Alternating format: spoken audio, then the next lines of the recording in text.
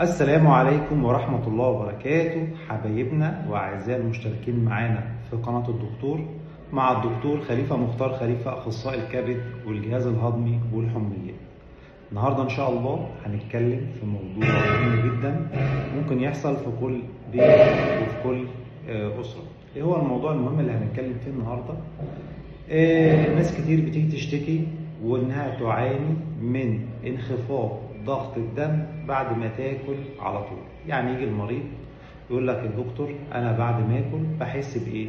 بحس بخمول، بحس بهبوط، بحس بخفقان في ضربات القلب. ضربات القلب بتبقى سريعة شوية. ممكن يحس بدوخة اللي هو مش مركز خالص. ممكن يحس اللي هو عاوز ينام. ده كله بيحصل له بعد الأكل. يحس بعدم تركيز. الحالة الطبية ديت بنسميها بوست برانديال هايبوتنشن أو انخفاض ضغط الدم بعد تناول الأكل. طيب الحالة الطبية ديت اللي هو البوست برانديال هايبوتنشن بيحصل أكتر فين؟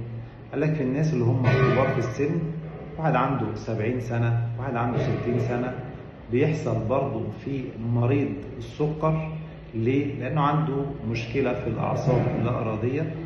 برضه بتحصل في الناس اللي هم عاملين جراحات تكميم معدة وجراحات السمنة. الناس دولت بتبقى عرضة أكتر اللي هم يحصل لهم ما يسمى بالبوست برانديال هايبوتنشن أو انخفاض ضغط الدم بعد الأكل مباشرة. طيب يا دكتور خليفة نعمل إيه في الموضوع ده؟ إزاي نعالج الموضوع ده؟ طبعا العلاج بسيط جدا. احنا كل اللي بنعمله بنطلب من المريض ينظم حياته اليومية أو بنسميها اللايف ستايل موديفيكيشن. إزاي بينظم حياته اليومية؟ هيقسم الوجبات بتاعته.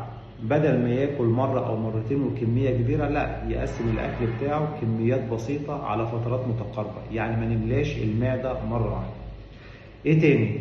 برضو المريض دوت بننصحه اللي هو يقلل شوية من النشويات والسكريات اللي بتعمل تخمة في البطن، ونبدأ نزود في الألياف والبروتين شوية في الأكل بتاعنا.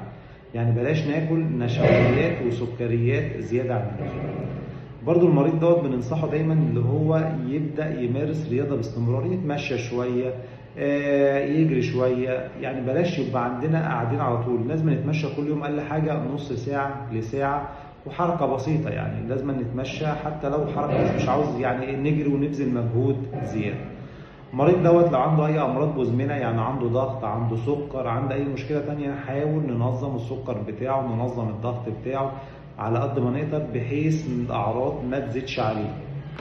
برضه بنحاول نقنع المريض دوت اللي هو يشرب كميات كبيره شويه من الميه قبل الوجبات، برضه عشان ما يحصلوش تخمه من الاكل.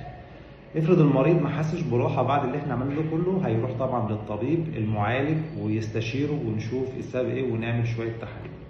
ودي كانت معلومه بسيطه عن البوست براندال هايبوتنشن، الناس اللي بتدوخ او بيحصل لها انخفاض في ضغط الدم بعد الوجبات مباشره. اتمنى ان شاء الله اكون افدتكم، واشوفكم ان شاء الله في حلقات جايه كتير مع الدكتور خليفه مختار خليفه اخصائي الكبد والجهاز الهضمي والحميات. والسلام عليكم ورحمه الله وبركاته.